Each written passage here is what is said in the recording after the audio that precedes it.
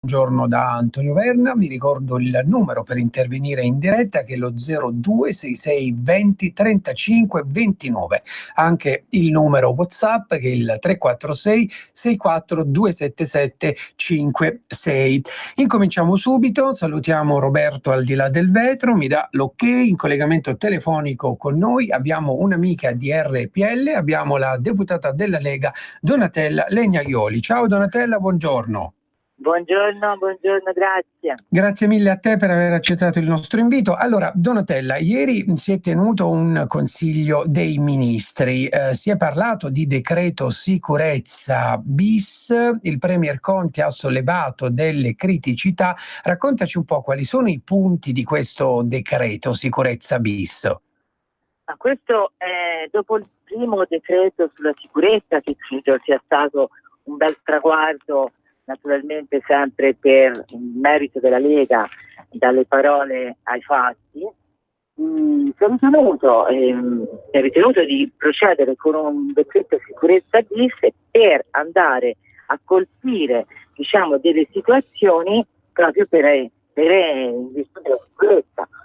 Naturalmente la cosa più che salta agli occhi e che credo sia importante sono le norme più severe, cioè una galera certa dei spacciatori e naturalmente tutti quanti i criminali, e multare e sequestrare le imbarcazioni. Questo è il minimo, perché siamo stanchi, siamo stufi di vedere girare per il Mediterraneo queste navi ONG, quando abbiamo visto anche col caso della Sea-Watch ultimo che in definitiva sono dei scafisti, perché prendono queste persone e le vogliono portare in Italia.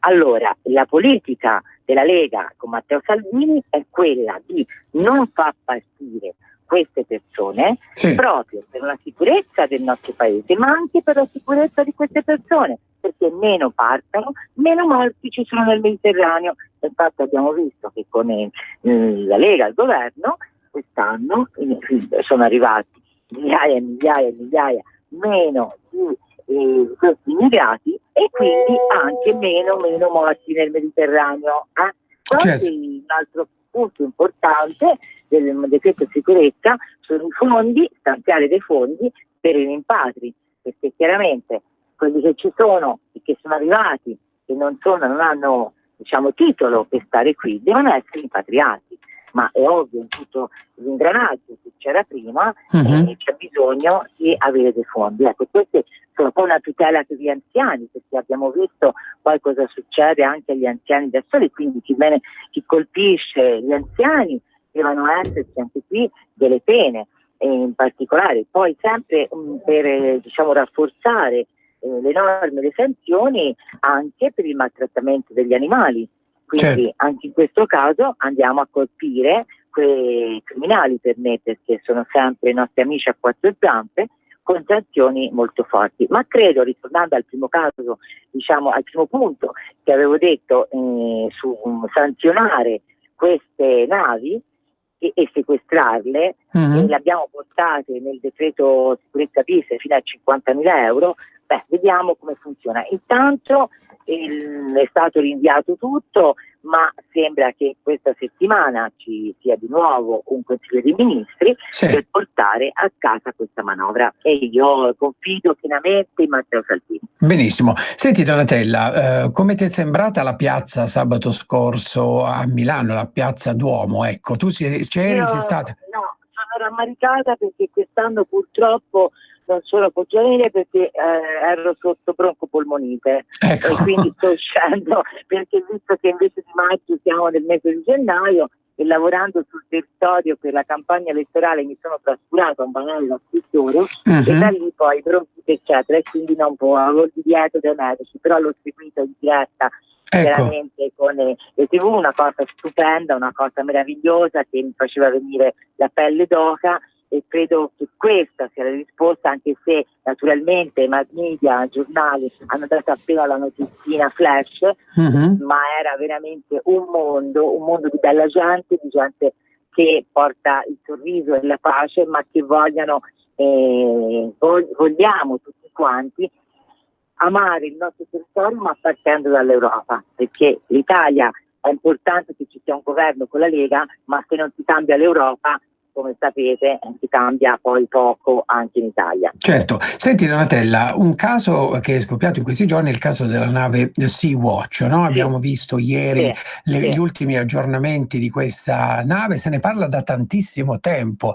Tu come vedi questa vicenda e quali sono gli sviluppi ad oggi e quale sarà la soluzione, insomma, per terminare qui questa vicenda? Senti, questa cosa qui, come Matteo Salvini, io l'ho appresa proprio in televisione quando ascoltavo Matteo che con Giletti è arrivata questa notizia. Allora, il ministro degli interni è stato molto chiaro: i porti sono e restano chiusi e chiunque del governo voglia cambiare questo e dare qualche autorizzazione ne risponderà davanti agli italiani, perché questo deve essere. Poi naturalmente abbiamo appreso che è stato il procuratore mi sfugge il nome, questo qui della Sicilia, che lui a cosa ha fatto? Ha mandato la finanza, ha sequestrato la nave e poi chiaramente ha fatto scendere queste persone con la capitaneria di porto, la guardia costiera l'ha fatte arrivare a terra. Ora, Matteo Salvini diceva che potevano restare sulla nave comodamente perché venivano portati vivi e poi, pur essendo sequestrata la nave, poi vedere come poter fare, anche perché doveva essere informato il ministro degli interni. A quello che si è visto non era, a quell'ora là è stato informato. Poi, alla luce del fatto che è stato sequestrato il mezzo e che questo magistrato ha preso questa decisione, chiaramente ne risponderà per quanto ne può rispondere lui davanti agli italiani o dove le sedi opportune. Però rimango convinta che Matteo Salvini, tenendo e mantenendo i porti chiusi, questa è l'unica politica certa. E la politica anche proprio di vedere che queste navi che arrivano non hanno niente di canale umanitario, ma vanno a raccogliere, perché sono vice scafisti, cioè un grande business. E quindi secondo me, già partendo dal fatto che è stata sequestrata e d'ora in avanti con l'approvazione del decreto sicurezza bis, ne verranno sequestrate sempre tutte quelle che arriveranno e che non hanno né requisiti né permessi quello che deve essere per legge. Benissimo. Senti Donatella, se volessimo fare un riassunto, no, di quello che questo governo ha portato a casa, e così possiamo dire, dall'inizio del suo insediamento ad oggi, cosa tu ci racconteresti? Allora, intanto lo sintetizzo con una frase: dalle parole ai fatti, perché quello che abbiamo detto e abbiamo portato a casa, cominciando da una cosa che a me preme, perché come sai sono della Commissione Lavoro, la quota 100.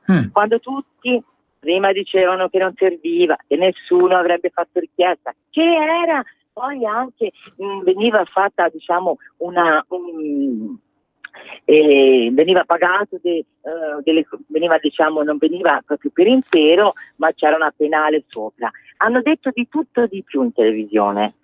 La quota 100 pensa che prima di Pasqua, dati dell'INPS, poi sinceramente non l'ho più seguiti, 100.000 richieste. Fermiamoci qui, e oggi sono molto di più. 100.000 persone che vanno in pensione, che ritrovano il sorriso, che ritrovano il diritto di fare nonni, lobby, quello che vogliono, ma non solo.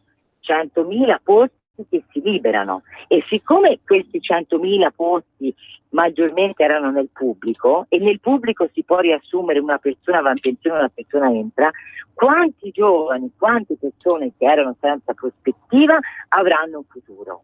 La domanda a volte che viene posta dicono ma tante aziende se vanno in pensione non riassumono. Non ci credo, ma anche se non riassumono quei soldi che spendevano per quello per il dipendente, sicuramente un imprenditore che ama la sua azienda, la sua attività, li rimette in circolo magari a comprare delle cose nuove per quell'azienda, quindi sempre comunque è un beneficio all'economia.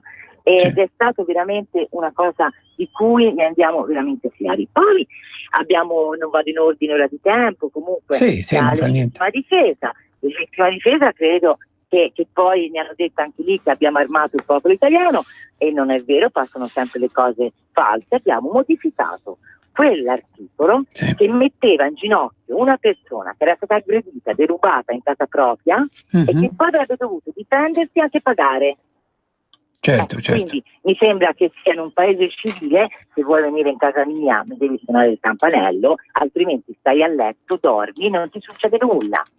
Mi sembra molto semplice. Poi, come si era già accennata all'inizio, il decreto sicurezza e immigrazione è stata una cosa molto positiva, quindi da appunto gestire questa immigrazione che era semplicemente, io la ritengo, un modo per soppiantarsi, e comunque anche tutta la parte delle nostre forze di polizia, quindi più uomini su tutti i territori, più diciamo strumentazione. Quindi ecco, poi se vogliamo anche parlare di cose che sono state fatte insieme al nostro diciamo socio di contratto con i 5 Stelle, pensiamo anche a quelli che erano più diciamo i temi di 5 Stelle, che è stato il decreto dignità, ma che grazie alla Lega abbiamo apportato delle modifiche più importanti per i lavoratori e più utili, come anche il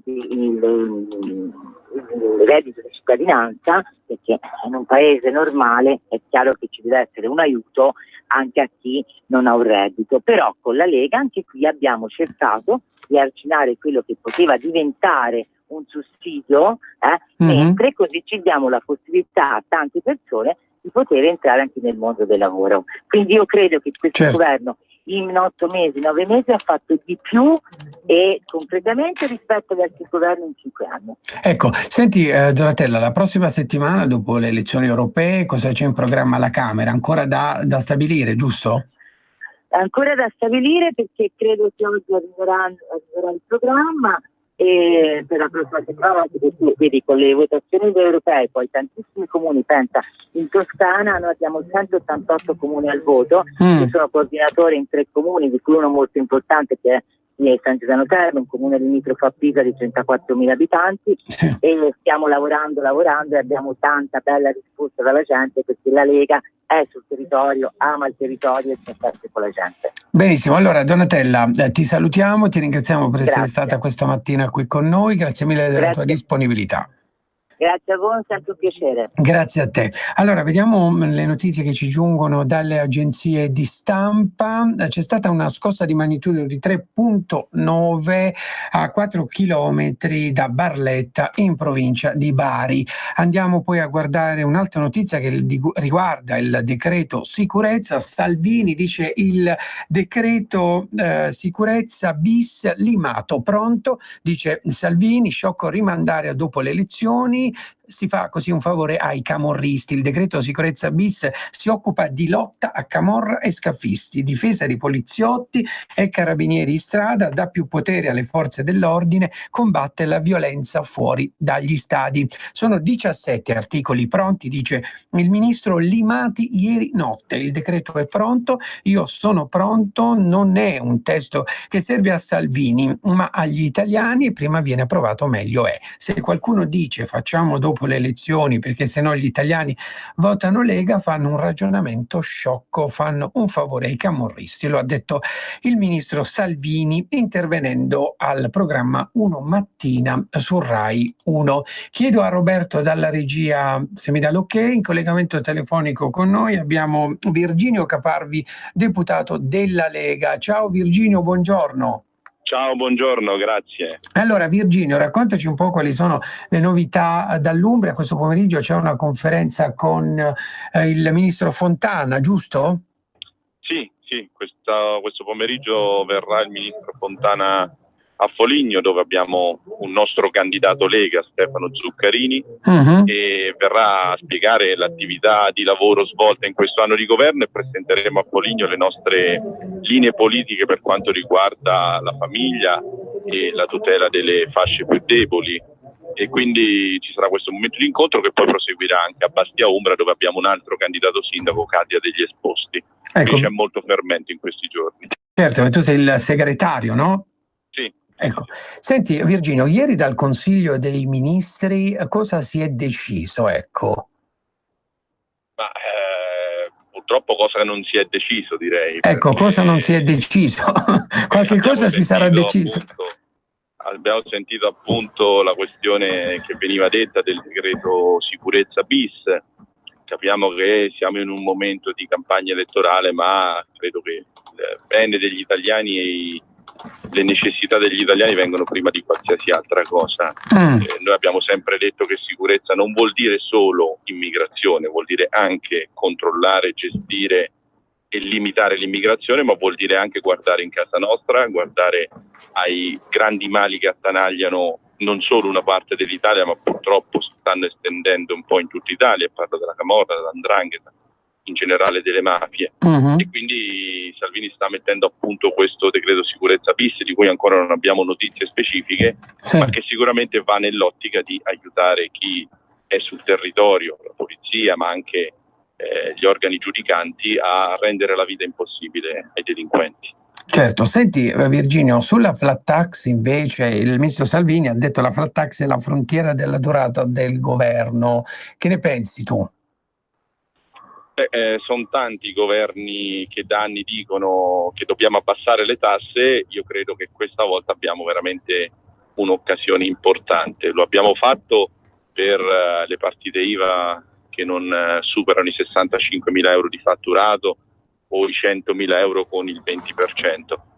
E lo dobbiamo fare per tutti, perché in una fase in cui c'è una depressione economica come quella internazionale, dare un impulso, lasciare soldi in tasca ai cittadini significa rimetterli poi sul mercato, nei consumi, negli investimenti. Purtroppo questo è un paese strangolato dalle tasse. Noi crediamo che questa ricetta servirà anche a far venire fuori dal sommerso tante persone che magari non riescono a pagare. Poi c'è l'evasore cronico, e quello non ci sarà mai legge che lo tirerà fuori da lì, e ci vogliono i controlli, ci vogliono giustamente le sanzioni dure, durissime. Ma c'è tanta gente che non paga le tasse spesso perché preferisce, giustamente dico anche, magari pagare il dipendente che ha 2 figli a casa e dappertutto non riesce ad arrivare. Questo paese va liberato da una pressione troppo alta. La flat tax è veramente un qualcosa di nuovo per l'Italia, ma che in realtà è già realtà in tanti altri paesi. Benissimo. Senti Virginio, in Francia c'è una notizia insomma che ha scosso l'opinione pubblica, ed è la notizia di Vincent Lambert. Ci puoi raccontare un po' che storia è questa? È una storia che purtroppo abbiamo visto tante altre volte anche in Italia, se non nelle stesse dinamiche. Si tratta di persone comunque che vivono uno stato vegetativo, ma che di fatto sono in vita. E quello che è grave, ciò che sta succedendo in Francia, è che viene decretata per legge la morte, anche contro il volere dei parenti di Vincent in questo caso, e questa è veramente una cultura della non vita che ci deve far riflettere. Il tema è sicuramente delicato e non può essere affrontato, diciamo, in maniera così facile e superficiale, però di fatto se ci si può interrogare laddove la stessa persona chiede di non vivere più, e ci si può interrogare, non ho io una risposta oggi in tasca. Decidere per legge che una persona non deve più vivere la trovo veramente una deriva molto molto pericolosa, e su questo i francesi dovrebbero riflettere bene. Ecco, senti Virginio, il ministro Salvini, riferendosi alla prof sospesa a Palermo, dice non doveva andarci di mezzo lei. Anche qui che cosa è successo, no? Affinché poi la professoressa fosse sospesa, ecco. Sì, c'è un video di questi studenti in cui in maniera molto banale, e superficiale e scorretta viene fatto un accostamento tra il decreto sicurezza, decreto Salvini, e le leggi razziali varate dal fascismo in quegli anni bui. Ovviamente un paragone che non regge, che non sta in piedi, e per questo anche la professoressa poi ha pagato delle conseguenze che lo stesso Salvini dice essere troppo dure. Mi piace però la risposta del ministro, che dice andrò a incontrare sia la professoressa sia gli studenti, perché comunque gli studenti, anche per età, diciamo, hanno una veemenza e una forza che alle volte magari travalica anche un po' la ragionevolezza. E quindi è bene che ci si parli, è bene che si venga a discutere e a condividere dei punti di vista.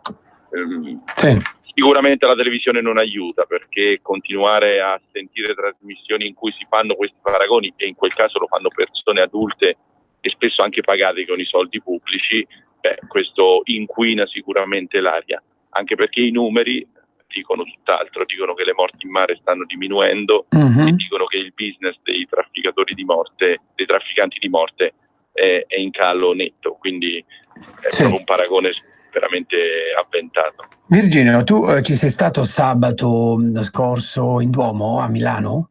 Sì, io insieme a 140 umbri, con un bel tragitto. Siete partiti dalla mattina, no?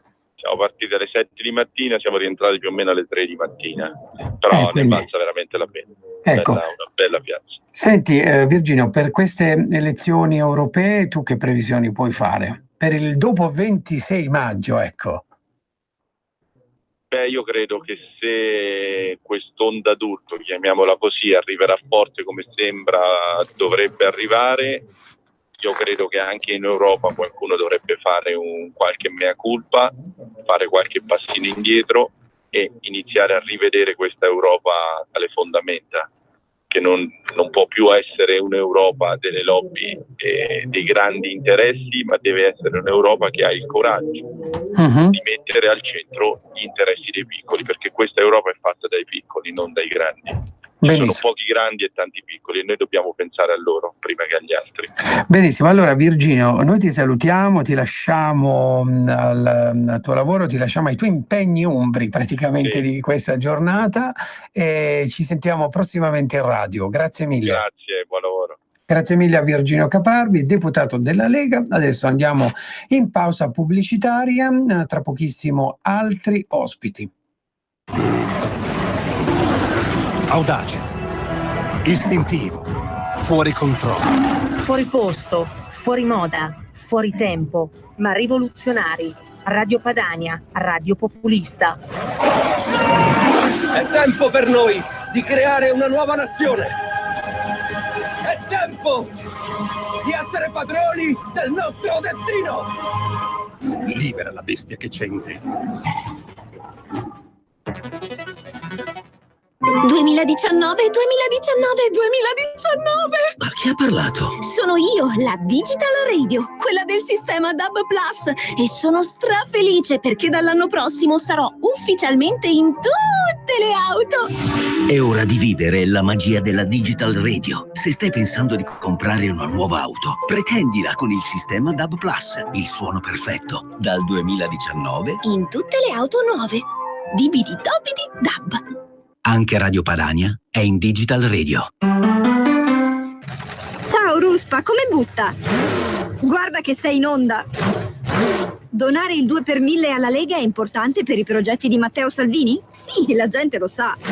Sa pure che D43 è il codice da scrivere sulla dichiarazione dei redditi. Sì, D43, lo sa. E che se lo dice al suo commercialista fa tutto lui. È bravo Ruspa.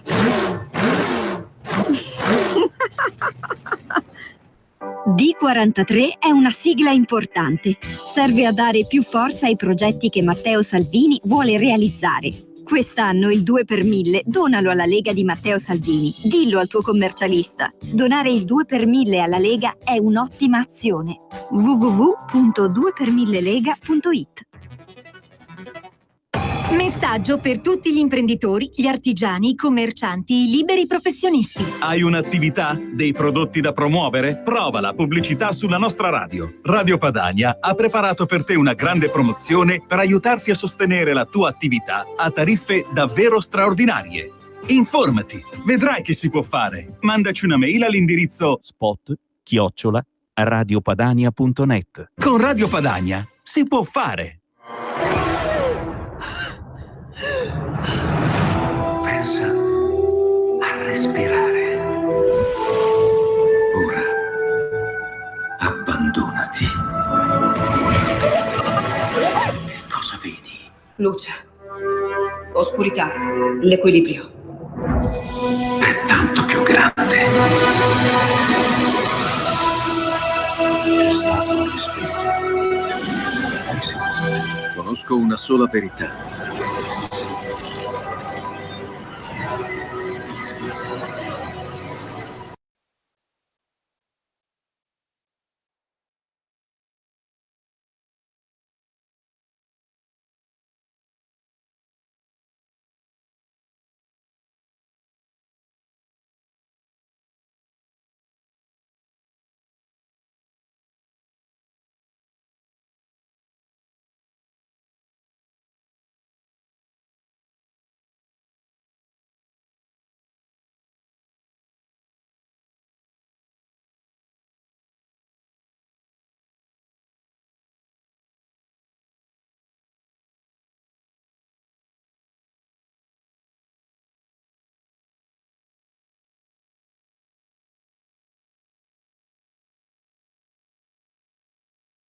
Carissimi amici di RPL, in collegamento telefonico con noi, ringrazio subito, abbiamo il deputato della Lega Gianluca Vinci. Ciao Gianluca. Sì, buongiorno a voi. Buongiorno a te. Allora Gianluca, oggi come sono i rapporti tra il Movimento 5 Stelle e la Lega dopo il Consiglio dei Ministri che c'è stato ieri? No? Abbiamo visto proprio in quest'ultimo periodo continui litigi. Oggi come sono, questi rapporti? Beh, insomma, da parte della Lega diciamo che c'è correttezza e il nostro obiettivo è quello di portare avanti delle idee concrete. È chiaro che si nota un po' di tensione, ma speriamo che si tratti di normale dialettica. Ecco, benissimo. Senti, proprio per le elezioni europee, tu che previsioni puoi fare per il 26 maggio e per il dopo 26 maggio? Ma diciamo che da quello che risulta dai sondaggi, che è anche sotto gli occhi di tutti, perché si percepisce dalle piazze, si percepisce proprio quando arriva Matteo in territori, la Lega è in fortissima ascesa già da tempo, e anche nelle ultime settimane, nonostante i vari attacchi, insomma, sentiamo che l'umore della gente è sempre molto alto, quindi direi che le percentuali e i risultati saranno altissimi. Adesso non penso neanche che si possano dichiarare, ma direi che da quel punto di vista si vedrà che la coerenza che ha contraddistinto l'operato di Matteo Salvini dal 4 marzo 2018 fino ad oggi ha premiato, perché porterà un raddoppio dei consensi.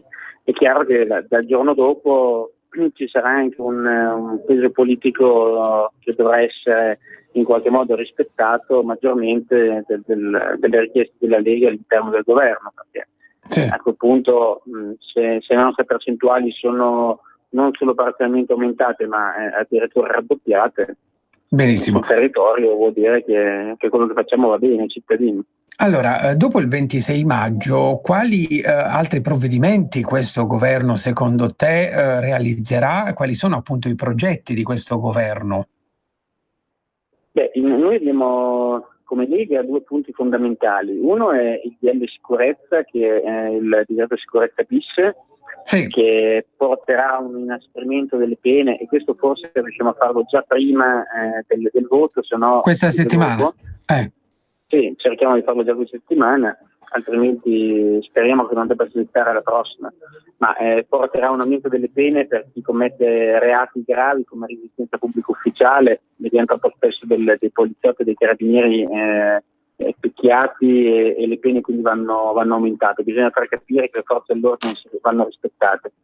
E ci sono poi altri reati come chi vandalizza nelle strade durante le manifestazioni. Abbiamo visto troppi no global, che adesso si chiamano Antifa, che lanciano pietre, incendiano auto. Quindi i reati vanno sicuramente, con le pene vanno inasprite. Lo stiamo facendo con questo decreto, oltre che prevedere delle multe importanti per le ONG che non rispettano anche le autorità straniere, le indicazioni delle autorità straniere. Diciamo che i provvedimenti sono, dal punto di vista della sicurezza, aumentano e continuano nella linea della Lega di rigore. Per quello che invece riguarda gli aspetti economici, noi puntiamo tutto sul portare la flat tax al 15% anche a tutti i cittadini, non soltanto alle partite IVA come siamo riusciti a fare fino ad oggi, che è stato un passo importantissimo, e i cittadini se ne accorgeranno fra qualche mese, e la legge è già in vigore. Però se riuscissimo a fine anno a portare la flat tax e quindi a imporre sul tavolo del governo una diminuzione delle tasse generalizzata a tutti i cittadini, anche dipendenti, e alle imprese, sarebbe di sicuro un altro punto importante, sono un altro dei nostri temi cavalli di battaglia, che adesso siamo riusciti a portare da parte a casa, ma è bello ampliare. Poi altre iniziative della Lega a cui anche lo stesso ministro Salvini ci tiene molto è quella che riguarda le pene più severe contro i delinquenti che truffano i nostri anziani. Questo è stata un'iniziativa approvata dalla Commissione Giustizia del Senato, e poi anche il tema droga, su cui il ministro Salvini insiste molto. Tu che ne pensi di questi due temi? Allora, le truffe agli anziani sono sicuramente uno dei crimini più brutti. Abbiamo visto anche in passato degli anziani che dopo sono caduti in depressione, o è successo anche di peggio, perché vengono comunque violati magari dentro domicilio domestico con delle truffe, capiscono magari di non essere più in grado di reagire a certi tipi di reati, quindi sono reati veramente che vanno contrastati. Per quello che riguarda la lotta alle droghe, pensiamo che sia una priorità, perché la lotta alle droghe significa ripulire anche le strade, ripulire i parchi e bloccare buona parte anche di reati connessi al piccolo spazio, quindi tutta quella piccola criminalità che vive almeno in parte sullo spazio, e che quindi riguarda anche la sicurezza e piccole risse, piccoli furti, scippi. Quindi, andando ad incidere su quello, siamo arrivati, io sono di Reggio Emilia, siamo arrivati a una deriva con i precedenti regimi del PD, che addirittura solo qualche settimana fa, con la modifica delle leggi, un magistrato qui ha ritenuto che 2 quintali di hashish non fosse una quantità ingente di stupefacente. Se stiamo parlando di 2 quintali, non è stato dato un aggravante per ingente quantità. Quindi quello che cerchiamo di fare è cambiare la rotta e cercare di far riprendere coscienza a tutti della gravità degli stupefacenti. Quindi questo è uno dei nostri punti fondamentali. C'è anche il maltrattamento degli animali, anche con gli tema, abbandoni sulle autostrade. Anche quella è una norma che verrà approvata molto breve per entrare già in vigore prima dell'estate. Insomma, i punti sono tanti. Senti Gianluca, proprio in Emilia Romagna, no? Cosa è successo questa mattina a Mirandola?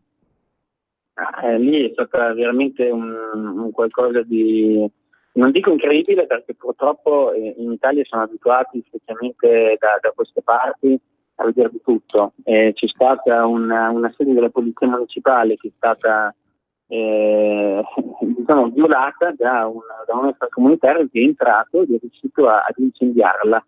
La cosa sembra incredibile, ma arriva un extracomunitario, incendia la sede della polizia municipale e purtroppo la sede della polizia municipale era collocata in un palazzo anche adibito ad uso civile, quindi sono morte un anziano e una badante che si trovavano all'interno dello stabile. Quindi feriti. È intervenuto anche Matteo Salvini su questa gravissima vicenda.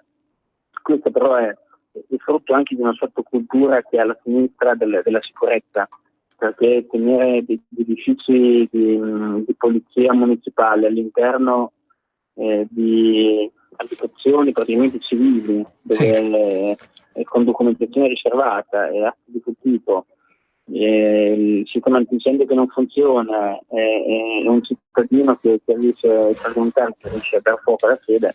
Insomma, con una gestione più seria della sicurezza si sarebbe potuto evitare questo tipo di reato. Invece purtroppo qui la polizia municipale spesso viene ritenuta capace solo di fare delle multe o indirizzata solo dall'amministrazione a quella finalità.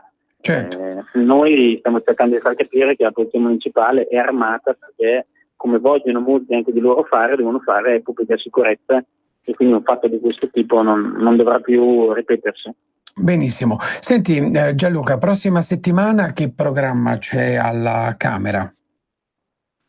La prossima settimana stiamo cercando di mandare avanti una norma che per noi è fondamentale, che è la telecamera all'interno degli asili e anche delle case di riposo, perché dove ci sono dei soggetti più deboli è giusto che ci siano anche dei controlli da parte abbiamo visto troppi casi nei mesi scorsi, negli anni scorsi, di violenza su soggetti indifesi che non riescono per la loro età a riferire correttamente o per le loro condizioni fisiche quello che gli è stato fatto. Quindi c'è un progetto di legge che stiamo andando avanti proprio con la volontà forte della Lega di una videosorveglianza diffusa all'interno di questi luoghi dove le persone sono in difficoltà. Perfetto. Perfetto. Allora, Gianluca, grazie mille per essere stato qui con noi questa mattina. Buon proseguimento di giornata, buon lavoro, buon tuo impegno anche sul territorio, giusto? Sì, decisamente. Adesso con la campagna anche per le amministrative. Benissimo. Benissimo, grazie mille e buona giornata. A voi. Allora, guardiamo le ultime notizie che ci giungono dalle agenzie di stampa. Il ministro Salvini dice: il governo va avanti se tutti mantengono gli impegni. Il governo da lunedì va avanti, basta che tutti mantengano gli impegni, perché ho sentito un po' troppi no ultimamente. No all'autonomia, no alla riduzione delle tasse. Lo ha detto il vice premier Matteo Salvini, che proprio sul tema imposte ha sottolineato che ridurle al 15% è un'emergenza che va affrontata non tra un anno ma adesso. Altre notizie: c'è stata una scossa di terremoto di magnitudo 3.9 a Barletta, nessun danno a cose e a persone. Poi per quanto riguarda il ministro dell'economia Tria dice bonus 80 euro sparirà, è stato un provvedimento sbagliato. Andiamo a guardare la pagina Facebook del ministro dell'interno Matteo Salvini. Il ministro dell'interno Matteo Salvini questa mattina sarà in Puglia. Vediamo il programma del ministro. Oggi sarà alle 11, quindi è in corso in questo momento l'intervento del ministro a Lecce, in piazza Sant'Oronzo. Poi alle 13.30 sarà ad Ostuni, in piazza della Libertà. Alle 16.30 sarà a Gioia del Colle, in piazza Carlo Alberto Dalla Chiesa. E poi alle 19 il ministro Salvini sarà a Bari. Guardiamo ancora la pagina Facebook del ministro nell'attesa del nostro prossimo ospite. Ascoltiamo una piccola parte dell'intervento del ministro di ieri sera a Rete 4.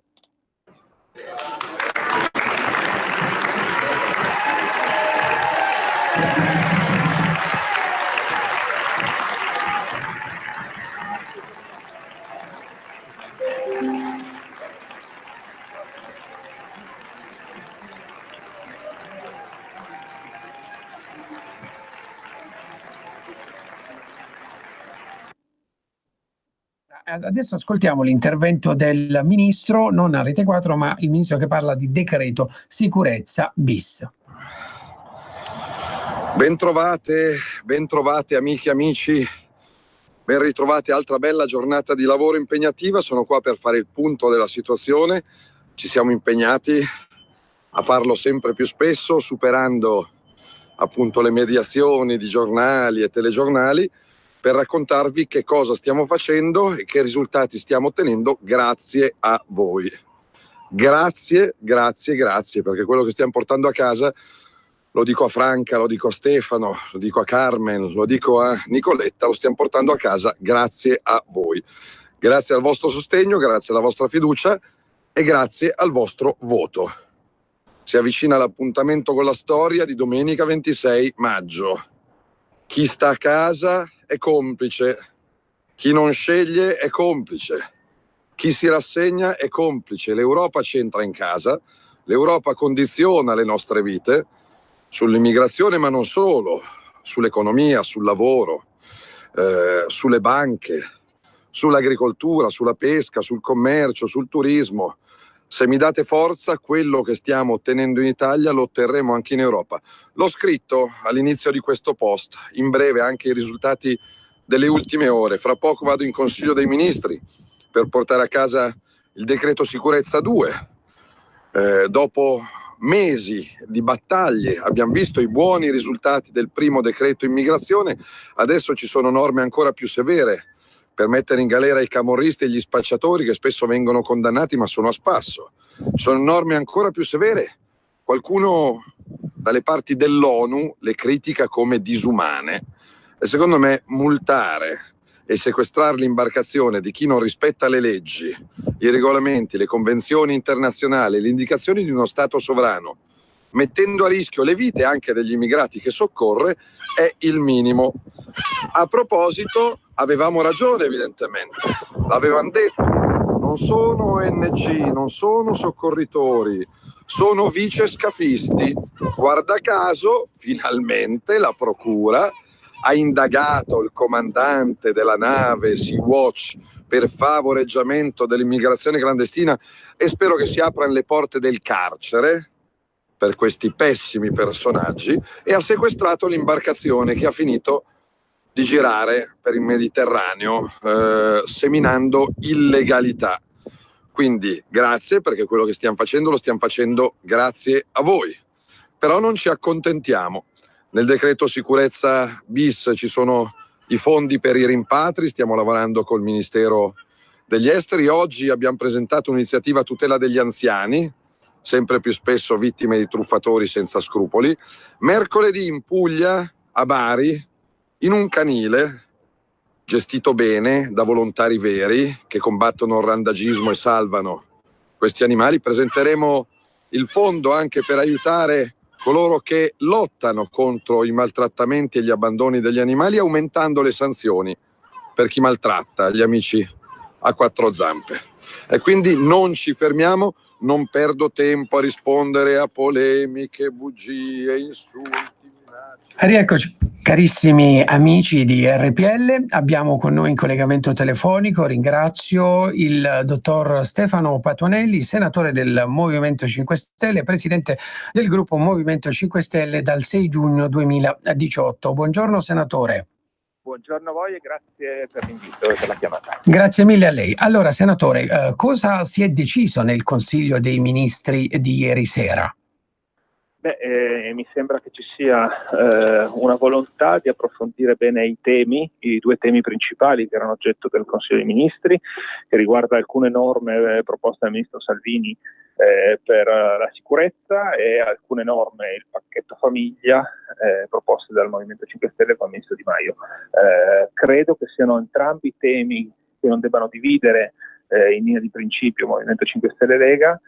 Vanno approfonditi nel dettaglio, alcune questioni aperte sul tema della sicurezza riguardano delle eccezioni fatte da organi istituzionali europei, alcune perplessità su alcuni passaggi, però riteniamo che c'è una necessità di intervenire anche sul tema dei rimpatri con più vigore, così come non credo che ci sia da parte della Lega nessuna volontà di mettere i bastoni dalle ruote di un provvedimento, quello che riguarda il pacchetto famiglia, che vuole mettere 1 miliardo per garantire alcuni servizi, alcune detrazioni fiscali, alcune agevolazioni alle famiglie che fanno figli.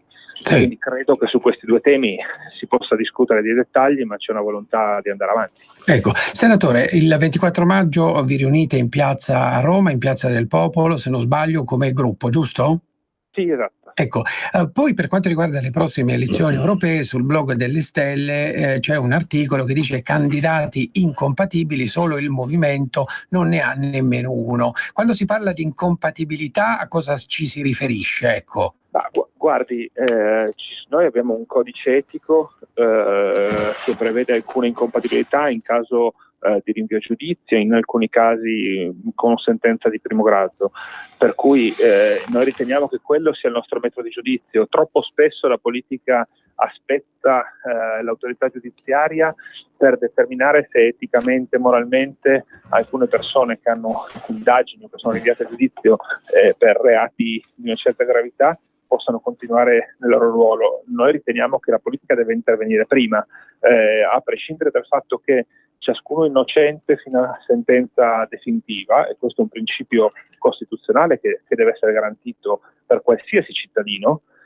Riteniamo che chi ha incarichi istituzionali possa, in attesa di quel giudizio, mettersi un attimo in panchina, attendere, difendersi nelle aule giudiziarie, attendere il giudizio e dopodiché, nel caso venisse scagionato da ogni accusa, riprendere ovviamente il suo ruolo.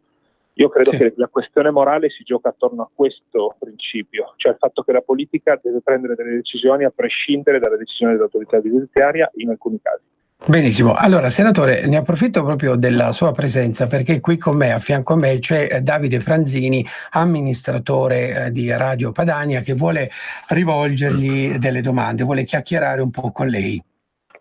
Buongiorno senatore Patuanelli. Buongiorno. Senta, ne approfitto per farle una domanda, perché oggi abbiamo appreso dalle colonne di Repubblica che un suo senatore, il senatore Ciampolillo, ci avrebbe denunciato per per essere fuori legge. Io volevo chiederle se lei era al corrente di questa iniziativa, cioè se è un'iniziativa politica di cui avete parlato o se è un'iniziativa, diciamo, personale dell'assessore Giampolillo.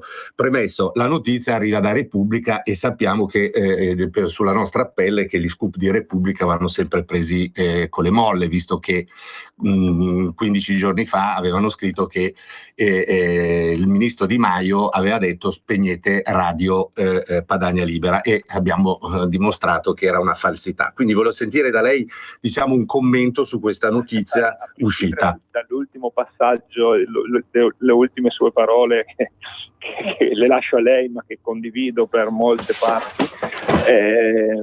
L'iniziativa io ne sono al corrente adesso, è un'iniziativa singola del senatore Giampolillo. Sarà mia cura approfondirla, ma non è un'iniziativa del gruppo Movimento 5 Stelle. Ecco, questo è importante anche perché diciamo che Repubblica insiste dicendo che in qualche modo l'assessore Giampolillo interviene anche, diciamo, in maniera molto polemica rispetto al Mise, cioè il ministero dell'onorevole Di Maio, dicendo che erano consapevoli al ministero delle legittimità della posizione.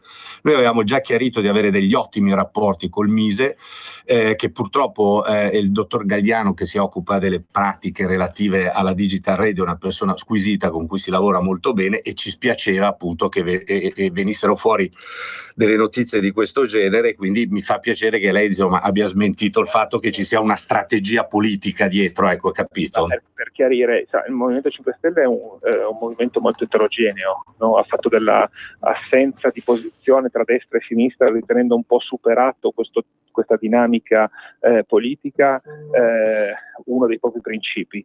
È evidente che ci sono all'interno dei due gruppi di Camera e Senato posizioni anche diverse su diversi temi, non mi riferisco esclusivamente a questo, e questo porta alle volte, laddove la posizione del gruppo è una ma in qualche modo non viene colta o accolta dai singoli, porta anche ad iniziative spontanee. Diciamo che al di là delle denunce che ciascun libero cittadino può fare presso gli organi giudiziari, poi è responsabile di quello che scrive e di ciò che denuncia, ma anche dal punto di vista politico la Costituzione ci dice che ciascun parlamentare non può essere bloccato nella propria iniziativa, è anche giusto che sia così. Però voglio chiarire che la posizione del gruppo è una, mentre poi ci sono delle posizioni singole che io posso anche rispettare, ma che certamente non posso governare al 100% e non è neanche giusto che io le governi. Perfetto, io la ringrazio molto di questo chiarimento. Ne approfitto, visto che parliamo di radio, anche di un'altra domanda che è un po' all'ordine del giorno riguardo a Radio Radicale. Anche su questo noi a suo tempo avevamo detto che era stato abbastanza scorretto da Repubblica metterci quasi in competizione con Radio Radicale, dicendo che noi non c'entriamo nulla con questo. Ci sono delle iniziative oggi politiche, abbiamo saputo di scioperi della fame e quant'altro, eccetera eccetera. Volevo capire a che punto è la vicenda. Ma guardi, la questione è seguita in parte dal Mise, quindi dal nostro capo politico direttamente, e in parte dal sottosegretario Crimi, che ha la delega opportuna.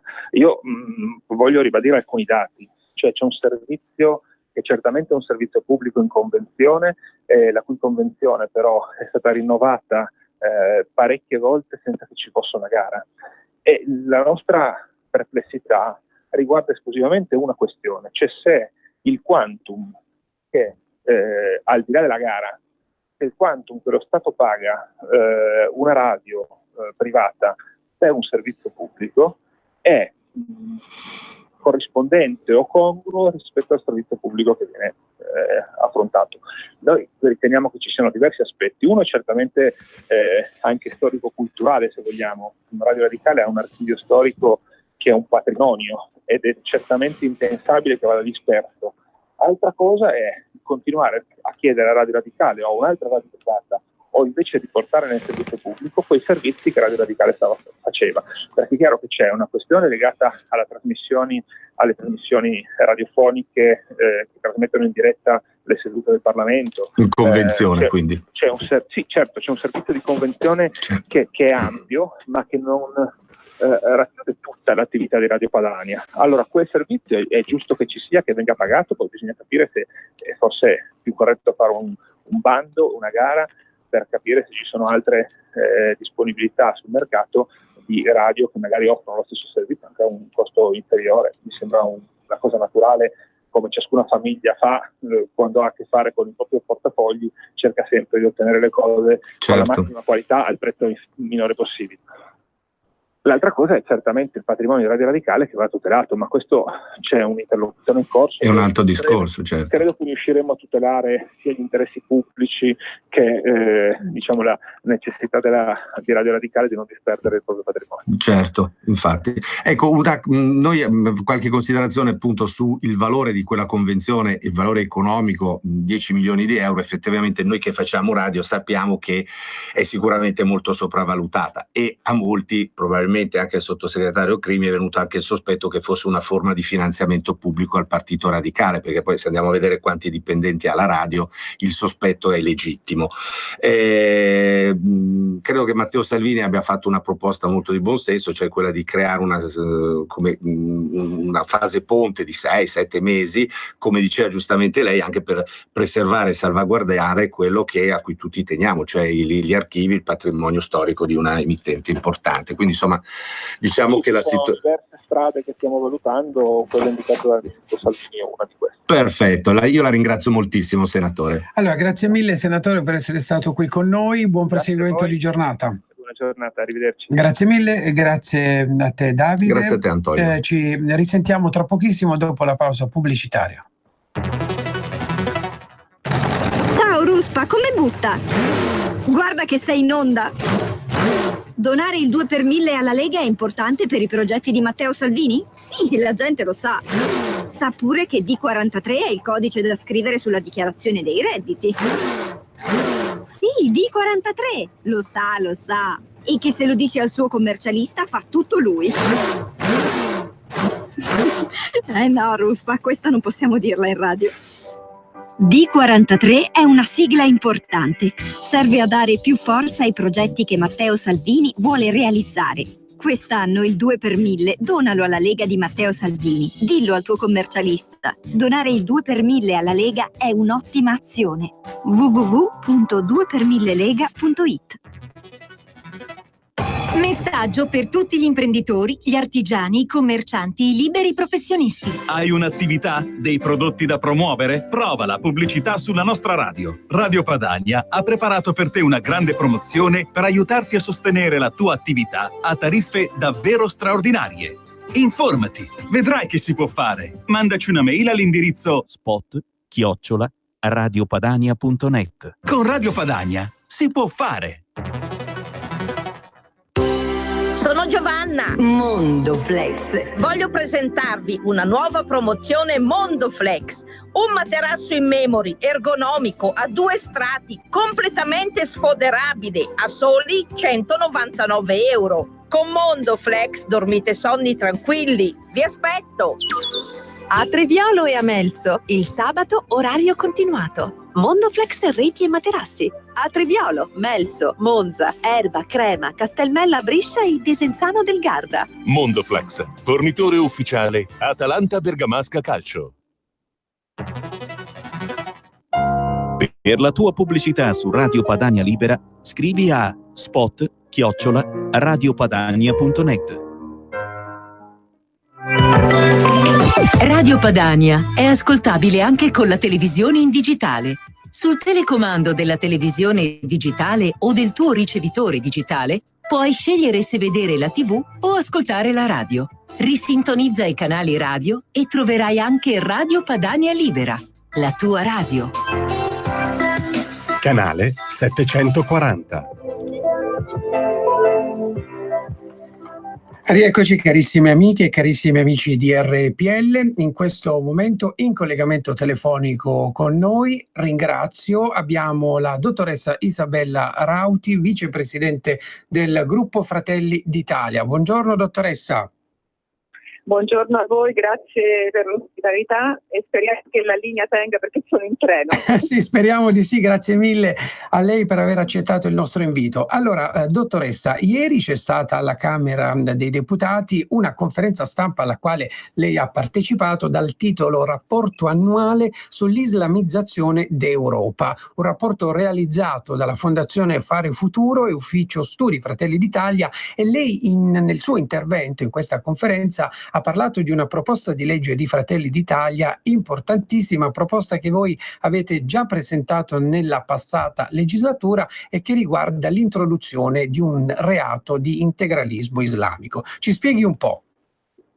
Sì, appunto ieri abbiamo anticipato un report con dati molto interessanti e pubblici e pubblicheremo un rapporto l'11 settembre con la ricostruzione del fenomeno sotto vari criteri di indagine. Per quanto riguarda la proposta di legge di Fratelli d'Italia, presentata appunto nella scorsa legislatura e presentata in questa, noi vorremmo introdurre il reato di integralismo islamico per punire tutte quelle forme di incitamento all'odio nel nome di Allah, ma anche tutte quelle forme di finanziamento a sedi ed attività illegali, e vorremmo anche stabilire, per esempio, che ci fosse un albo degli imam autorizzati, che i sermoni venissero tenuti in italiano e che ci fosse un monitoraggio delle tante organizzazioni, diciamo, islamiche di cui spesso non c'è contezza. Questo perché riteniamo che nella islamizzazione del nostro paese e dell'Europa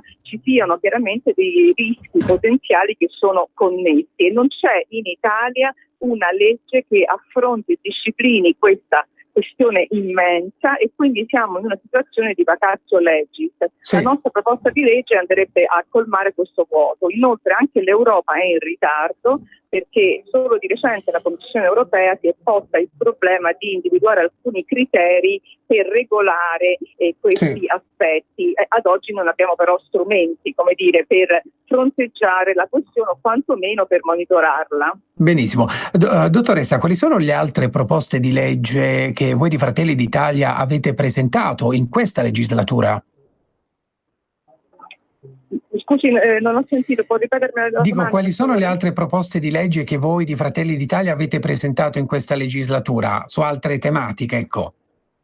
Ah beh sì, guardi, noi abbiamo presentato molte proposte di legge per quanto riguarda i temi della famiglia e della natalità, e quindi del supporto alle nascite, visto che l'Italia si sta spopolando, oltre che invecchiando, con un sistema di sgravi fiscali e aiuto alle famiglie, e questo lo abbiamo inserito anche in termini di offerta di servizio, lo abbiamo anche inserito nel programma elettorale, ma è oggetto di proposta di legge. Poi invece ne voglio citare una perché è stata, diciamo, la prima che è stata approvata e che porta il nome di Giorgia Meloni, che invece riguarda un aspetto specifico, ovvero il famoso sistema di allarme per i seggiolini in auto per evitare l'abbandono dei bambini, che purtroppo la cronaca ci ha restituito come casi drammatici. È vero che sono piccoli numeri, ma sono comunque vite di bambini, e quindi ci auguriamo che la legge che è stata approvata adesso venga però supportata e strutturata.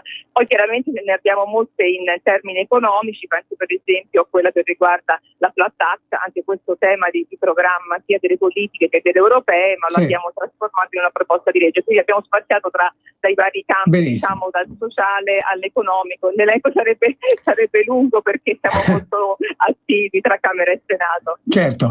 Dottoressa, ieri guardavo la sua pagina Facebook, lei ha anche partecipato al flash mob per il diritto alla vita di Vincent Lambert. Ci parli un po' che cos'è questa storia, ecco?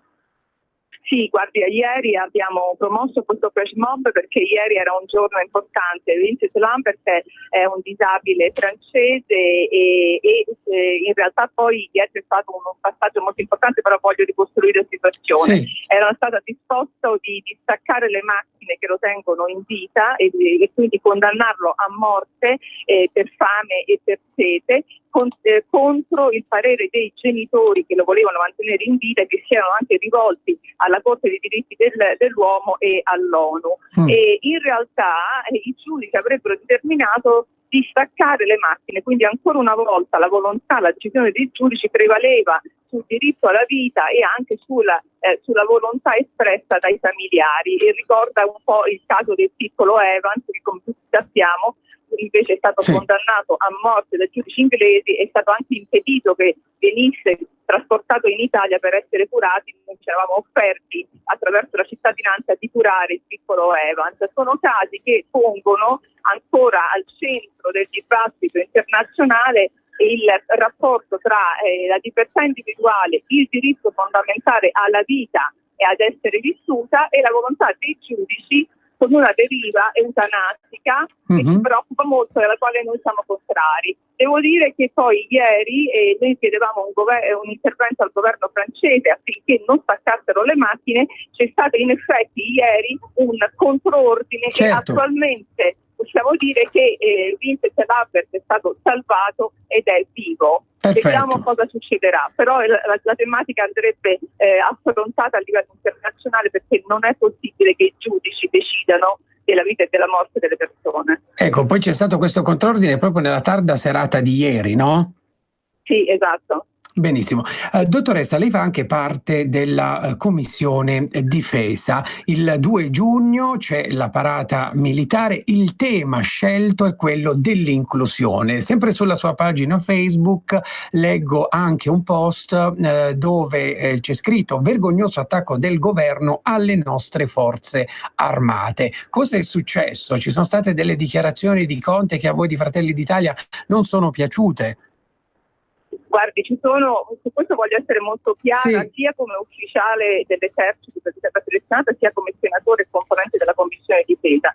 Noi stiamo registrando da parte del Ministro della Difesa una serie di passi che a nostro avviso stanno in qualche modo minacciando la dignità delle forze armate e in taluni aspetti anche smantellando un po' la struttura delle forze armate. Cominciamo dal 2 giugno. Dedicare questa ricorrenza al tema dell'inclusione sociale, che è un tema bellissimo al quale siamo tutti sensibili, ma le forze armate non sono un NGO, e quindi ci sembra un tema che fuorviante rispetto a quella che è la vocazione delle forze armate, che è quella della difesa dello Stato. Lo stesso giorno, anche il giorno prima, il Presidente Conte ha chiesto di modificare nell'ambito del bilancio, togliere l'acquisto di 5 fucili in dotazione a 5 soldati, evidentemente per trasformarli in una borsa di studio per la pace. Premesso che la borsa di studio per la pace è questione, nobile e condivisibile, il problema è che questi stessi fondi potevano trovarsi altrove senza togliere i 5 fucili e soprattutto senza commentare, come ha fatto il Presidente Conte, di fronte al rilievo ci saranno 5 militari senza fucili. La risposta del Presidente Conte è stata irriverente, mi permetto di dire, perché lui ha risposto: saranno nelle retrovie a portare la pace. Allora, se l'ipotesi è che il progetto è destrutturare le forze armate, trasformarle in una specie di protezione civile, utile per tappare le buche di Roma, ma priva di della sua valenza di militare e anche di garanzia di sicurezza per lo Stato, noi non ci siamo. Poi ci sono stati anche altri episodi, voglio ricordare addirittura l'inchiesta aperta nei confronti del generale Riccò, che a Viterbo il 25 aprile, di fronte ad alcuni insulti rivolti alle forze armate, in particolare alla nostra missione militare in Afghanistan da parte del presidente dell'antilocale, il generale ha lasciato la piazza. Invece che difendere il generale è stata aperta una sorta di inchiesta sulla sua condotta. Insomma, tanti segnali, dai piccoli ai grandi, che confermano un po' questa tendenza. Non ultima la decisione anche di tagli di bilancio dell'industria della difesa, tagli enormi, che per esempio, cito solo uno per tutti, noi dopo il 2020 non avremo più batterie per missili, e voglio dire, andando avanti questo passo, ripeto, faremo una sorta di protezione civile ma non consolideremo le forze armate che hanno un ruolo strategico per la sicurezza nazionale e internazionale. Chiarissima. Dottoressa, le faccio un'ultima domanda. Per il dopo 26 maggio, no? Per queste elezioni europee, voi di Fratelli d'Italia che programma presentate e cosa cambierà dopo il 26 maggio? Giorgia Meloni ha detto nella manifestazione che si è tenuta a Napoli: noi alleati con la Lega, non con Berlusconi. Lei che ne pensa di queste dichiarazioni? Ecco. Guardi, allora, su questo bisogna essere chiari. Sì. Noi siamo stati andati in coalizione per le politiche di un anno fa, poi come tutti sanno è nato non il governo che avremmo voluto di centrodestra, ma ne è nato un altro, per una questione percentuale. Il nostro scopo, noi stiamo lavorando per creare una maggioranza diversa nel governo nazionale che veda fuori dal governo il Movimento 5 Stelle e un governo finalmente di centrodestra. Per quanto riguarda i rapporti con Forza Italia, Giorgia Meloni ha specificato anche oggi che dal punto di vista, diciamo, della competizione europea evidentemente abbiamo una visione diversa dell'Europa. Non è un caso che Forza Italia sia nel Partito Popolare Europeo e noi, Fratelli d'Italia, si stia invece nel gruppo dei conservatori riformisti, e con loro andremo al Parlamento europeo. E ancora Giorgia Meloni ha detto, rispetto a un'ipotesi di Draghi presidente, questo non succederà mai con i voti di Fratelli d'Italia. Sì. E, insomma, ci sono delle differenze e ci sono, come dire, delle distanze anche. Questo non significa attentare in modo radicale a un progetto di centrodestra, ma certo quello vecchio che abbiamo conosciuto non esiste più. Bisogna immaginare un nuovo centrodestra che va rifondato, ed è evidente che nella nostra prospettiva l'alleanza con la Lega diventa un progetto naturale, perché ci sono delle differenze ma ci sono anche molte affinità, e quindi noi stiamo lavorando per una nuova maggioranza a livello nazionale, e al Parlamento europeo immaginiamo invece ovviamente una rappresentanza sovranista, e immaginiamo anche un asse che vada dai popolari ai populisti e che veda il gruppo dei sovranisti riformisti come un po' il lago della bilancia di questa grande maggioranza che cambierebbe totalmente il profilo del Parlamento europeo che abbiamo visto fin qui, che abbiamo subito fin qui. Perfetto. Dottoressa, lei è impegnatissima su tutto il territorio nazionale. Oggi che impegni ha? Oggi, guardi, sto andando in Lombardia, dove sarò fino alla fine della settimana. Io sono stata eletta a Mantova e quindi farò il mantovano, il cremonese, il bresciano, e poi sarò a Bergamo alla chiusura della campagna elettorale, che sarà Giorgia Meloni venerdì pomeriggio. E ci sono anche le amministrative, dove peraltro siamo in coalizione di centrodestra in quasi tutti i comuni, si vota in 38 comuni nella zona, e quindi farò anche politica campagna elettorale sia per le amministrative che per le europee. Allora, buona fortuna, in bocca al lupo. Dottoressa, ha visto la linea a retto perfettamente, quindi siamo stati fortunati. Fortunatissimi. Grazie mille veramente per essere intervenuta qui con noi, ci risentiamo prossimamente. Grazie per il servizio che svolgete. Buon lavoro a lei, grazie mille a Isabella Rauti, vicepresidente del gruppo Fratelli d'Italia.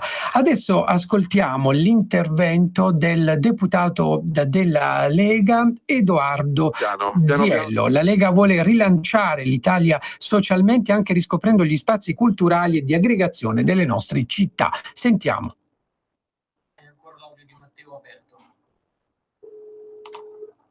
I tuoi genitori ti hanno insegnato una cosa che loro hanno fatto e che tu invece fai con più difficoltà?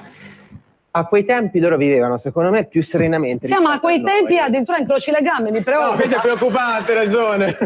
No, veramente, si viveva diversamente, non c'era quella pressione caotica che magari ti obbliga a stare magari un tot di ore fissi su questi social network che ti allontanano dalla vita reale. Magari uno perde anche il contatto con i problemi reali delle persone che stanno troppo sui social. Esatto. Per esempio, in quegli anni non esisteva Facebook, non esisteva Twitter, però esistevano tanti incontri, esistevano i cinema pieni, esistevano magari certi momenti di aggregazione che noi purtroppo in questi anni abbiamo perso. Noi dobbiamo riscoprirli per anche rilanciarci da un punto di vista sociale. Ecco Edoardo, infatti noi ti diamo questa occasione, ti facciamo bere un caffè con lei, che è una cittadina del Salvador, ha il permesso di soggiorno, stai tranquillo. No, ma noi non abbiamo problemi. Sì, è regolare, vero?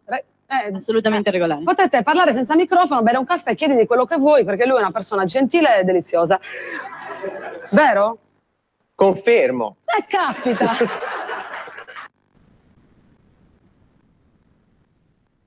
Abbiamo sentito l'intervento del deputato della Lega Edoardo Ziello. Una notizia, un'ultima ora, torna libera la ragazza che ha ucciso il padre a Monte Rotondo. Torna libera Deborah, la 19enne che ha ucciso il padre. Secondo il procuratore capo di Tivoli, per la ragazza ora indagata per eccesso colposo di legittima difesa potrebbe essere chiesta l'archiviazione. Allo stato degli atti, a nostra conoscenza, ha agito per difendersi. Deborah, la 19enne di Monte Rotondo, a poca distanza da Roma, che domenica ha ucciso il padre, è tornata in libertà. La procura di Tivoli ha infatti emesso il decreto con il quale sono stati revocati gli arresti domiciliari. La ragazza, inizialmente accusata di omicidio volontario, è ora indagata per eccesso colposo di legittima difesa. Il padre, infatti, da tempo vessava la famiglia con violenze ed aggressioni. Una notizia che riguarda le europee: la CEI dice basta richiami esteriori a simboli di fede. Guardando da italiani al futuro dell'Unione Europea non si vive di ricordi, di richiami a tradizioni e simboli religiosi o di forme di comportamento esteriori. Così il presidente della CEI, il cardinale Gualtiero Bassetti. Come italiani dovremmo essere il volto migliore dell'Europa per dare più fierezza ai nostri giovani, ai nostri emigrati e a quanti sbarcano sulle nostre coste, perché siamo il loro primo approdo, ha quindi aggiunto. Adesso continuiamo ad ascoltare l'intervento del ministro Salvini, che abbiamo ascoltato prima, che parla di decreto sicurezza bis. Con questa cancellazione, seppur parziale per il momento, della legge Fornero. E quindi stiamo dando il massimo, abbiamo un po' di poteri forti o fortini contro, e quindi volevo dirvi grazie, perché magari non riesco a dirlo abbastanza spesso. E vediamo se in questi minuti Barbara, Matteo, Anna, Giovanni, Luisella, Eugenio, 26 maggio, in tanti di voi mi stanno scrivendo che voteranno Lega per la prima volta. Vediamo se riesco a dare un nome e un cognome alle tante donne, ai tanti uomini, ai tanti ragazzi, magari diciottenni, o italiani che non votavano da una vita, o italiani che votavano per Forza Italia, per i 5 Stelle. Io ne trovo anche parecchi che votavano a sinistra, che mi dicono stavolta voto Lega. Stavolta voto Lega. Ecco, contiamo che questa diretta la stiano seguendo tanti giornalisti che non ci amano, che non mi amano, che non vi amano. Provate a dare nome e cognome al voto per la prima volta alla Lega domenica 26 maggio. Vi chiedo solo il nome, la città, se avete voglia, se non sono troppo curioso, visto che il voto è segreto, per chi votavate o non votavate le ultime volte, e vediamo i primi voti alla Lega da dove arrivano. Se arrivano da Milano o da Bologna, da Cagliari o da Palermo. Vediamo. Intanto saluto Andrea, saluto Dania, saluto Luca, saluto Davide, saluto Gennaro, saluto Quinto. Sì, tranquillo, non mi fermo a sentire gli altri. Saluto Marco, saluto Edo, saluto Anna Maria. In tanti mi scrivete: sì, io voto Lega da tanto tempo. Proviamo a lasciare spazio online a chi vota Lega per la prima volta, perché sono curioso. Tiziano voterà Lega dalla Valtellina, Paola da Verona, ringrazio Chiara, ringrazio Flavio, ringrazio Roberta, ringrazio Adriana dal Piemonte, Taranto, arriva Massimo, Carla vota Lega da tempo, però vediamo se, perché io poi non riesco a leggerli tutti, ne arrivano, ne piovono migliaia di messaggi. Vediamo chi vota Lega per la prima volta. Vediamo se oltre a Dania, a Omar, a Desi, a Giacomo, ad Angela, a Tito, vediamo da dove. Sono curioso da dove arriveranno. Stando ai sondaggi prenderemo una valanga di voti, poi non posso fare cifre, però se dopo essere primo partito italiano diventeremo primo partito d'Europa, l'anno scorso prendemmo il 17%, quindi dal 17% in su ogni punto percentuale è un grazie, è un grazie. Grazie a Daniela, grazie a Paola, grazie Maurizio, grazie Daniele, grazie Francesca, grazie Federico, grazie Eva, non riesco a leggervi tutti, perdonatevi, mi perdoni chi non ha il nome, però non ce la faccio, anche perché tra un po' si va a battagliare in Consiglio dei Ministri. Teresa mi dice: mio nipote voterà Lega per la prima volta dalla Valchiavenna.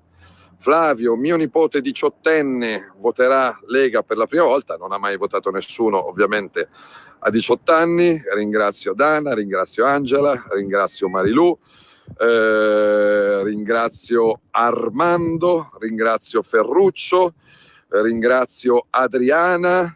Magari lasciate un po' di spazio online, se no non riesco a leggerli tutti. Paola, Adriana, Denise, Alessandro, se mi lasciate un pochino di spazio, lo dico anche a Giuliana, lo dico a Riccardo, a chi riesce a scrivermi il suo primo voto alla Lega il 26 maggio. Domani sì, sarò in Puglia, io da Gallipoli, il mio primo voto da maggiorenne, anche mio padre e mia madre. Questo è Paolo da Gallipoli. Ringrazio Rossana, ringrazio Emanuela, ringrazio Carla. Sì, domani vado in memoria, Lecce, Bari, Ostuni, Gioia del Colle. Ringrazio Denise, ringrazio Valeria, ringrazio Massimiliano, ringrazio Luisella, ringrazio Daniela. Dai, ogni tanto mi prendo un po' di tempo per ringraziarvi. Andrea è di Foligno e vota Lega per la prima volta. Raffaele vota Lega, siciliano, trapiantato a Venezia, ho votato 5 Stelle l'ultima volta, ma stavolta voto Lega. Elisa vota Lega per la seconda volta, ma sua figlia, finalmente maggiorenne, vota Lega, dall'Emilia Romagna. Denise, mio nipote, voterà Lega per la prima volta.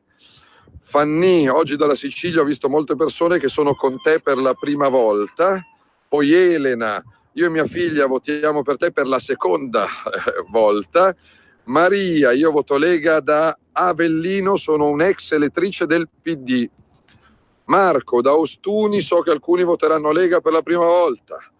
Fatima, siciliana, non posso votare perché lavoro in Lombardia. Ragazzi, però so che è uno sforzo. Abbiamo bisogno di ogni donna e di ogni uomo. Mi raccomando. Manuela, mia mamma in RSA ha chiesto di votare per te, grazie anche ai malati e agli anziani che faranno uno sforzo. Andrea, io voto Lega per la prima volta dalla Calabria. Marcello, voto Lega per la seconda volta da Coriano di Rimini. Massimo Sanchez, per la prima volta il 26 maggio voterò Lega, l'ultima volta ho votato 5 Stelle. Benvenuto. Ringrazio Rossana, ringrazio Marco. Svetlana dalla Toscana, ringrazio Paolo. Max, mandami un vocale per Bellaria Igea Marina, non ce la faccio. Ringrazio Jessica, ringrazio Bruna, ringrazio Carla, ringrazio Paola, ringrazio Angelo. In tanti stanno rispondendo. È una mia curiosità, ma serve magari anche ai giornalisti per capire che possono attaccarci, possono diffamarci, possono oscurarci. Però si cresce, le idee buone vincono, il sorriso vince. Luciana, ho convinto 6 vicini di casa per la prima volta Lega da Udine. Ilaria, domenica da napoletana voterò Lega per la prima volta. Nato a Roma, vivo a Milano, votavo 5 Stelle, domenica voto Lega. Nomi, cognomi, bello. Victor, Luca Venturelli, ho convinto i miei genitori a votare Lega, la miglior soluzione possibile. Ecco, questo vi chiedo di poter fare, parlare con amici, vicini, parenti, cugini, colleghi di lavoro. Aminta dall'Abruzzo, voto Lega per la seconda volta. Benvenuta Angela, benvenuta Andrea, benvenuto Davide. Vi chiedo di scaldare teste e cuori. Una comitiva di 18enni di Martinengo nella Bergamasca mi hanno detto che voteranno Lega per la prima volta. Ringrazio Elisabetta, ringrazio Rossella, ringrazio Cristina. Dopo l'errore di aver votato 5 Stelle, a maggio voto te, Cristina Valenti. Ma non ci sono errori, si può votare e poi si può anche cambiare idea. Evelyn, voto Lega. Angela, mia nonna di 92 anni, verrà a votare la Lega. Bigio, voterà Lega. Tita Catalano, votiamo Lega per la prima volta. Siamo in 4 da Vibo Valencia, in Calabria. Daniele, ho convinto l'intera mia famiglia da Monza, prima volta per la Lega. Bene, ringrazio Elisabetta, ringrazio Gianluca, ringrazio Eliana, Barbara, da Paese, Treviso, tutta la famiglia Vota Lega, Patrizia, ci siamo visti a Recco e ti voterò per la seconda volta. Elena, ho amici che militavano in Forza Italia e ora votano Lega. Carla, Alessandra, Francesca, Luca, butta un occhio su Bologna, i commercianti del centro hanno subito grossi danni. Mafalda, non voto da quando la magistratura, i comunisti ed altri hanno distrutto Craxi. È ora anche di tornare a scegliere qualcuno, Mafalda. Ringrazio Pina, ringrazio Maurizio da Verona, voto Lega. Bertilla Lovato, voto Lega. Bruna, voto Lega. Ilaria, mia sorella appena diventata maggiorenne, domenica voterà Lega. Saluto Davi da Noto. Franci mi dice: ma io conosco solo persone che votano Lega, sarà un caso? Però in democrazia c'è tanta gente che vota anche per altro. Francesco, convinto i miei genitori e i miei nonni a votare Lega per la prima volta. Diana, domenica avrò la cittadinanza e voterò Lega per la prima volta. Elvira, io ti voto da Livorno. Ringrazio Antonino, ringrazio Valentina da Arezzo. Sì, la tassa al 15% è qualcosa che si può fare. Se mi date forza, si va in Europa a ricontrattare tutte le regole, le regolette, le gabbie, i vincoli, i limiti che ci hanno messo per bloccare lo sviluppo del nostro splendido paese, e una tassa al 15% si può fare, non è follia. C'è in 40 paesi sviluppati del mondo. C'è stasera in 5 paesi dell'Unione Europea che corrono, che volano. Uno shock fiscale, una cura Trump. Diego ha sempre votato 5 Stelle, ma domenica vota Lega. Ruggero, Angela, mia mamma ha 94 anni, vota Lega. In bocca al lupo e lunga vita. Daniela, per la prima volta il 26 maggio io e la mia famiglia votato Lega, votiamo Forza Italia. Giuseppe da Salerno vota Lega. Miriam da Bologna, prima votava Forza Italia, domenica vota Lega. Poi Anna Liguori, sono napoletana, sposata con un milanese, voto Lega, io e la mia famiglia viviamo a Napoli, grazie. Nino Caruso, da Caltanissetta voterò domenica Lega, anche se ora c'è un sindaco 5 Stelle, ma l'Europa è una cosa diversa. Saluto Daniela che vota Lega dalle superiori, mentre Andrea ha convinto i suoi nonni. Francesco, sempre con te, grazie. Giancarlo è un imprenditore che confida nella flat tax al 15%. Se mi date forza a Bruxelles la imponiamo. In democrazia contano i voti, non le chiacchiere, non le pacche sulle spalle, non i selfie, non i complimenti, contano i voti. Wow, che bella casa! Finalmente mi hai invitato! Chi ha parlato? Sono la Digital Radio, quella del sistema DAB+. E che ci fai qui? Non abiti nella mia auto. Ma io sono ovunque, anche in casa. Basta avere l'apparecchio giusto, con tanti contenuti extra e con il suono perfetto. Vivi anche in casa tutta la magia della Digital Radio. E ricorda, dal 2019 il sistema DAB+ è in tutte le auto nuove. Dibidi dobidi DAB. Anche Radio Padania è in Digital Radio.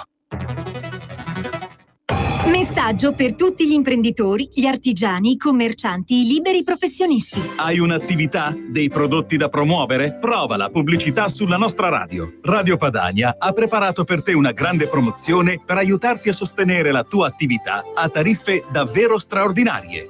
Informati, vedrai che si può fare. Mandaci una mail all'indirizzo spot@radiopadania.net. Con Radio Padania si può fare. Ciascuno di voi, donne e uomini, ogni singolo voto fa la differenza. Conto su di voi perché in questi 6 giorni che rimangono scaldiate teste e cuori. Teste e cuori. Vedo tanti che dicono, scrivono, io poi mi fido, non ho la controprova, è una rete, è uno schermo, quindi io vado sulla vostra fiducia, mi fido di voi, voi vi fidate di me. Sto leggendo tanti che stanno scrivendo che votavano o 5 Stelle o Forza Italia, e i giornalisti che sono sintonizzati li leggeranno questi messaggi e dicono io domenica voto Lega. Poi starà a me, starà a noi meritarci questa fiducia e non deludere questa fiducia. Però grazie. Ringrazio Antonella, ringrazio Lori, ringrazio Marisa. Mino mi dice: salutaci per piacere, io e mia moglie Antonella e i miei figli Mario e Marco siamo tutti con te da Ferrara. Emanuela con la Lega, Francesca con la Lega, Hernando io non ce la faccio a votare dal Nicaragua, seguici, aiutaci, dacci una mano. Marina, Laura, Simone, Maria, Luca Pinchera, Nazareno Molesini.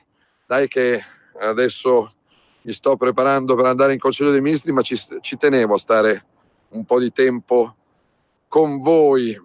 Saluto Maurizio, saluto Marina, saluto Pinuccia.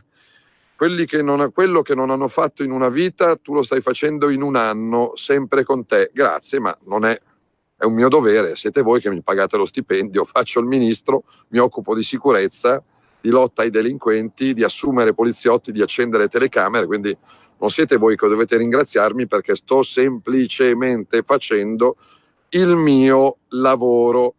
Grazie a chi, compilando la dichiarazione dei redditi, dà il 2 per 1000 alla Lega, e non vi costa nulla. Vediamo se riesco a intercettare ancora qualche messaggio. Lucia, io ho votato 5 Stelle, ma da Taranto domenica voto Lega. Ringrazio Patti, amavo la Lega ma non la votavo, adesso la voto, va bene. Vallì, Luigi, Simone, Marco, Antonella. Vediamo da quali altre città italiane arriva un primo voto alla Lega. Domenica 26 maggio, Carla mi chiede: il Consiglio dei Ministri si farà? Sì, alle 8, quindi mi sto preparando, si cambia camicia, si cambia giacca e si va. Andreina, io non ho mai votato Lega con mio marito, ma domenica ci siamo. Massimo Paniccia, quota 100 mi sembra che funzioni, a me mancano 2 anni, tenete duro, grazie. Andrea, sei il più grande politico degli ultimi 30 anni, la mia famiglia è con te, non esageriamo, sto facendo cose normali. Ringrazio Luigi, ringrazio Angelo, ringrazio Marilena, ringrazio Mauro Fornasiero. Simone mi dice: non litigare con Di Maio. Simone, io non rispondo, però io non rispondo, lavoro, vado dritto, respiro, sorrido, vado in giro a testa alta, però basta che non mi si attacchi tutti i giorni, non mi si insulti tutti i giorni. Io poi vado dritto perché mi pagate per lavorare, non per polemizzare. Luca, domenica 26 maggio voto Lega. Poi saluto Sergio, ha tutto il consenso del 99% degli italiani, ma no, 99% no, però Francesco, io ti voterò da un paese sconosciuto vicino a Taranto, Crispiano. Perché